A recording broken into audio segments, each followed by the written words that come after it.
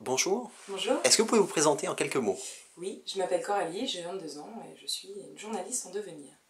Donc vous avez fait l'ISCPA, Je suis diplômée de journalisme à l'ISCPA, l'Institut supérieur de communication, production audiovisuelle. alors qui prépare à plusieurs métiers, c'est ça? C'est une école qui prépare à plusieurs métiers puisqu'il y a donc 3 filières. Il y a une filière communication, une filière production et une filière journalisme. C'est cette dernière filière que j'ai fait. D'accord. Qu'est-ce que vous avez pensé des conditions d'accueil des étudiants? J'ai trouvé qu'il y avait d'excellentes conditions d'accueil pour les étudiants, puisque nous sommes déjà sur un campus qui réunit plusieurs écoles, donc on a quelques milliers d'étudiants, c'est dans le 10e arrondissement à côté du canal Saint-Martin.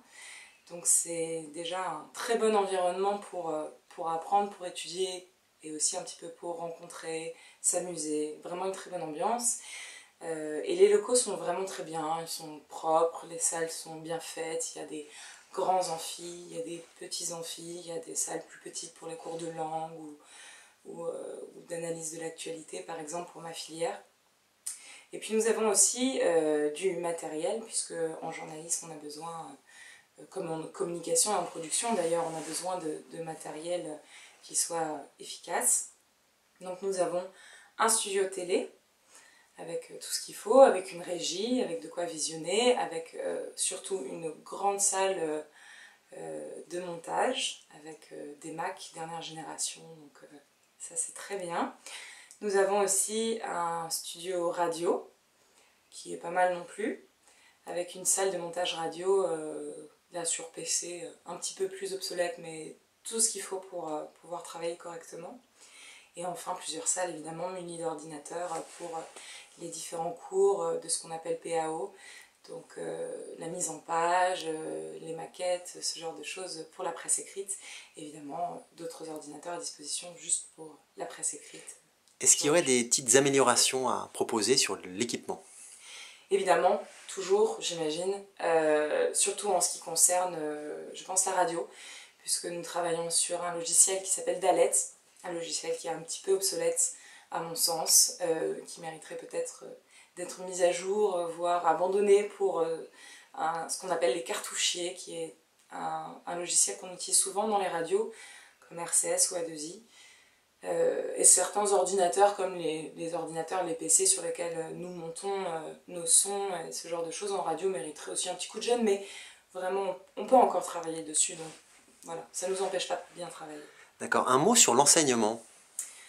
L'enseignement est assez complet. Ce qui est plutôt bien fait, c'est qu'en première année, on a 70% d'enseignement général, 30% de pratique. Ça s'inverse l'année suivante, donc on rentre vraiment plus dans la pratique. Et la dernière année où en fait on choisit de se spécialiser, je parle évidemment que de la filière journalisme, on peut se spécialiser en presse écrite, en presse radio, en presse télé ou en presse documentaire. Et à ce moment-là, ça devient vraiment quasiment que de l'enseignement pratique. On conserve des enseignements théoriques qui sont l'analyse de l'actualité, de la géopolitique en français et en anglais, et évidemment des cours de langue. On a une langue obligatoire qui est l'anglais pour tous, et on peut choisir ensuite une deuxième langue. On a le choix entre italien, espagnol, je crois qu'il y a du chinois. Voilà. Donc c'est un enseignement qui à mon sens est assez complet. Un petit peu scolaire la première année, puisqu'on est dans des grands amphis, on fait de l'histoire, de la politique, de la géopolitique, de l'histoire des religions, mais on ne se rend pas compte en première année à quel point c'est important. Et c'est à la fin de la troisième année qu'on se dit bah, c'est vraiment bien d'avoir cette base de connaissances et de culture générale pour pouvoir faire ce métier derrière. D'accord. Vous avez pu faire des stages, est-ce que vous pouvez me raconter comment ça s'est passé? Quelques noms de boîtes? Alors, j'ai pas fait des stages très... j'ai pas fait d'excellents stages, voilà, je pense que c'est aussi un petit peu moi parce que je me suis pas énormément bougée, je m'étais pas rendu compte que c'était aussi difficile de trouver des stages de qualité dans des boîtes intéressantes. Donc pour ma part, j'ai fait pas mal de stages en presse magazine, dans des petits magazines. L'un s'appelait Egg Magazine, le magazine de la femme enceinte. Je suis arrivée sur le numéro 2 du magazine, donc vraiment je bossais seule avec la créatrice du magazine de chez elle, donc vraiment une toute petite structure, ce qui aurait pu être passionnant, mais je pense que j'étais un peu jeune, donc ça n'était pas tant que ça. J'ai travaillé pour un magazine de poker, Live Poker. J'ai fait un petit peu de production à Madrid. Voilà, j'ai eu l'occasion de bouger un petit peu. Voilà, pas des stages forcément fantastiques, sauf j'ai eu l'occasion d'être présentatrice pour une web TV sur le Festival d'Avignon. Ça s'appelle festi.tv, c'est le nom du site internet. Et ce sont des émissions sur tout le long du festival. Et pareil, c'est une petite structure. C'est vrai que les stages sont parfois géniaux dans des petites structures, parce qu'on peut faire des choses qu'on n'aurait pas fait dans des grandes boîtes. Mais je me suis beaucoup débrouillée toute seule pour trouver mes stages. Il y a un service de stage à l'école qui mériterait d'être un petit peu plus efficace.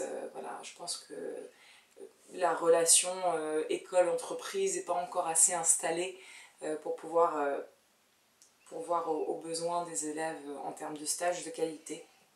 Et ça, c'est peut-être quelque chose sur lequel l'ISCPA mériterait de travailler encore. Donc c'est malgré tout une école que vous recommandez, même s'il y a des petites améliorations à faire, c'est ça? Évidemment, il y a des améliorations à faire, parce que voilà, je crois que je ne connais pas d'école parfaite. Mais oui, c'est une école que je recommande parce que l'enseignement y est, à mon sens, de qualité. Si on fait le choix, effectivement, de prendre cet enseignement, puisque c'est pas une école non plus qui va vous materner, donc on prend ses responsabilités. Voilà. On veut travailler, on a vraiment tout ce qui est à disposition pour bien travailler. Donc c'est une école qui propose effectivement un enseignement que j'ai trouvé efficace et quasiment complet, évidemment, il manque toujours des petites choses. Voilà, c'est une école, il y a une bonne ambiance, c'est une structure qui n'est pas non plus énorme, mais qui est suffisamment grande pour rencontrer du monde et faire des choses intéressantes. Oui, je la recommande. Merci Coralie. De rien.